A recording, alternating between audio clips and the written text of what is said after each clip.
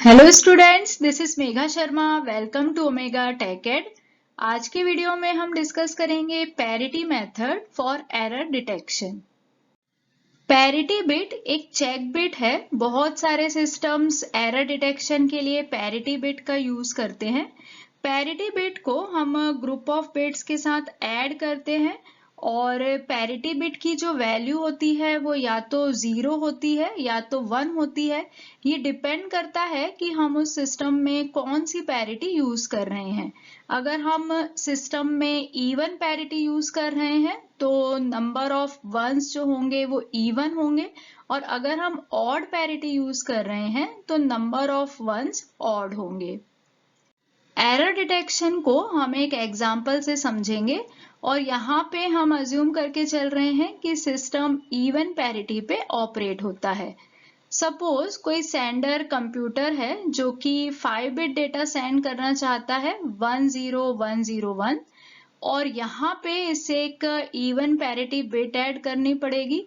तो क्योंकि ये जो 5 बिट डेटा है 10101, इसमें टोटल नंबर ऑफ वंस 3 हैं, तो जो इवन पैरिटी बिट यहाँ पे ऐड होगी वो होगी 1। क्योंकि 1 ऐड करने से जो हमारी रिजल्टिंग सीक्वेंस बनेगी 110101, अब उसमें टोटल नंबर ऑफ वंस 4 हो जाएंगे।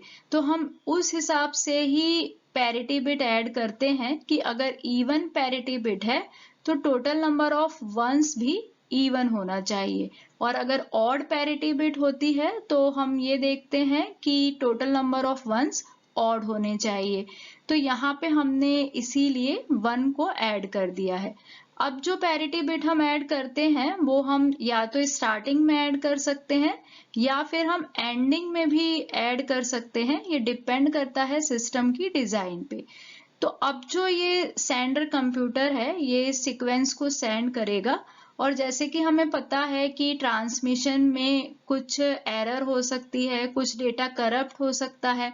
तो यहाँ पे भी हम सपोज करते हैं कि सेम डेटा रिसीव नहीं हुआ है, बल्कि रिसीवर एंड पे इनकरेक्ट डेटा रिसीव हुआ है। जो सेंडर है उसने डेटा सेंड किया था 110101, लेकिन रिसीवर एंड पे इनकरेक्ट डेटा रिसीव हुआ है 110001। इसका मतलब ये है कि यहाँ पे एक बिट चेंज हो गई है। अब जब रिसीवर के पास ये डेटा पहुंचता है और रिसीवर इसे चेक करता है तो टोटल नंबर ऑफ वंस इसमें इसे 3 मिलते हैं, तो उसे समझ में आ जाता है कि जो रिजल्ट उसे मिला है वो इनकरेक्ट है। क्योंकि जो रिसीवर है उसे पता है कि यहाँ पे हमने इवन पैरिटी यूज की है। इसका मतलब ये है कि टोटल नंबर ऑफ वंस जो हैं वो उसे इवन मिलने चाहिए थे, लेकिन यहाँ पे उसे ऑड मिले हैं। मतलब टोटल नंबर ऑफ वंस यहाँ पे उसे 3 मिले हैं।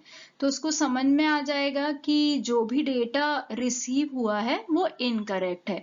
तो इसीलिए वो सेंडर से फिर से डेटा सेंड करने के लिए बोलेगा, और जो सेंडर कंप्यूटर है वो एक बार फिर से डेटा सेंड करेगा, और इस टाइम जो सीक्वेंस उसे रिसीव होगी वो होगी 110101। तो अगेन जो रिसीवर है वो फिर से चेक करेगा कि इसमें नंबर ऑफ वंस कितने हैं। तो इस टाइम जो नंबर ऑफ वंस हैं वो 4 हैं। तो रिसीवर समझ जाएगा कि नंबर ऑफ वंस 4 हैं और इवन पैरिटी हम यूज कर रहे थे। इसका मतलब ये है कि इस टाइम जो डेटा उसे रिसीव हुआ है वो करेक्ट है। तो यहाँ पे हमने देखा कि किस तरीके से हम इवन पैरिटी बिट जब हम एक्स्ट्रा ऐड करते हैं तो उसकी हेल्प से हम एरर को डिटेक्ट कर सकते हैं। अब फाइनली जब ये रिसीवर तक पहुंचता है तो रिसीवर इसमें से जो पैरिटी बिट है उसे हटा देता है, और जो ओरिजिनल डेटा उसके पास है 10101 उसे वो एक्सेप्ट कर लेता है। यहाँ पे हम देख सकते हैं कि अलग अलग बीसीडी कोड के लिए हम किस तरीके से इवन एंड ऑड पैरिटी को ऐड कर सकते हैं। फॉर एग्जाम्पल, अगर हमारे पास बीसीडी कोड है 0001, तो उसमें अगर इवन पैरिटी हमें ऐड करनी है तो 1 को ऐड करना पड़ेगा, क्योंकि तभी टोटल नंबर ऑफ वंस हमारे पास इवन होंगे। और अगर ऑड पैरिटी है तो वहां पे हमें 0 ऐड करना पड़ेगा, क्योंकि ऑड पैरिटी में टोटल नंबर ऑफ वंस भी ऑड होते हैं। तो पैरिटी कोड बहुत ही सिंपल है, पैरिटी बिट बहुत ही सिंपल है। जब भी हम कोई पैरिटी बिट कोड के साथ अटैच करते हैं तो या तो हम स्टार्टिंग में अटैच कर सकते हैं या फिर हम एंड में अटैच कर सकते हैं। ये डिपेंड करता है सिस्टम की डिजाइन पे। सिर्फ हमें इतना ध्यान रखना होता है कि जो टोटल नंबर ऑफ वंस हैं इंक्लूडिंग पैरिटी बिट वो इवन होते हैं अगर हमारा सिस्टम इवन पैरिटी पे ऑपरेट होता है, और टोटल नंबर ऑफ वंस हमेशा ऑड होंगे अगर हमारा सिस्टम ऑड पैरिटी पे ऑपरेट होता है। A parity bit provides for the detection of a single bit error but cannot check for two errors in one group. Parity bit का जो main drawback है वो यही है कि अगर किसी ग्रुप में दो एरर्स हैं तो उसको ये डिटेक्ट नहीं कर सकता, क्योंकि पैरिटी बिट में हम नंबर ऑफ वंस काउंट करते हैं कि नंबर ऑफ वंस इवन है या फिर ऑड है। तो अगर दो बिट्स चेंज होती हैं, अगर दो बिट्स में एरर होता है तो उसे हम पैरिटी बिट की हेल्प से फाइंड नहीं कर सकते हैं। तो पैरिटी बिट का एक यही ड्रॉबैक है कि ये सिर्फ सिंगल बिट एरर को ही डिटेक्ट कर पाता है। अब हम यहाँ पे एक एग्जांपल लेंगे। सपोज हम एक BCD कोड लेते हैं 0101। अगर हम इस कोड को ट्रांसमिट करते हैं और यहाँ पे भी हम इवन पैरिटी बिट को फॉलो कर रहे हैं तो इस कोड के साथ हमें एक इवन पैरिटी बिट अटैच करनी पड़ेगी।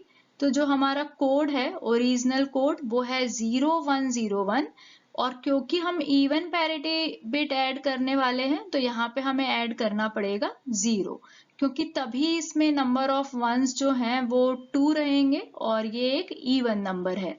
तो जो हमारा ओरिजिनल BCD कोड था वो था 0101, जिसमें हमने एक इवन पैरिटी बिट को ऐड किया है।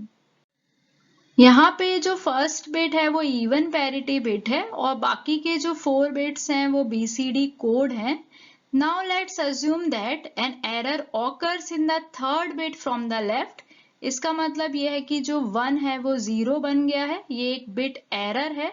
ये डेटा अगर रिसीव होता है तो रिसीवर को तुरंत ही पता चल जाएगा कि उसे इनकरेक्ट डेटा मिला है, क्योंकि जो पैरिटी चेक सर्किटरी है वो एक्सपेक्ट करती है कि उसे इवन नंबर ऑफ वंस मिलेंगे क्योंकि इवन पैरिटी है यहाँ पे, लेकिन उसे सिर्फ एक ही वन मिलता है जो कि एक ऑड नंबर है। तो इससे उसे पता चल जाता है कि जो भी डेटा रिसीव हुआ है वो इनकरेक्ट है। तो इस तरीके से पैरिटी बिट की हेल्प से हम एरर डिटेक्शन कर सकते हैं, लेकिन पैरिटी बिट का एक यही ड्रॉबैक है कि पैरिटी बिट की हेल्प से हम सिर्फ सिंगल बिट एरर को ही फाइंड कर सकते हैं। अगर किसी सीक्वेंस में एक से ज्यादा बिट चेंज होती हैं, जैसे 2 बिट्स चेंज होती हैं, तो वहां पे हम एरर को आइडेंटिफाई नहीं कर सकते, वहां पे हम एरर को डिटरमाइन नहीं कर सकते। Try to solve these questions. First question is assign the proper even parity bit to the following code groups. And second question is an odd parity system receives the following code groups. Determine which groups, if any, are in error. Thank you so much for watching till here. अगर आपको video useful लगी है तो video को like करें, friends के साथ share करें, और अगर आप चैनल पे न्यू हैं, अब तक चैनल को सब्सक्राइब नहीं किया है तो चैनल को सब्सक्राइब करें और नोटिफिकेशन के लिए बेल आइकन प्रेस करें।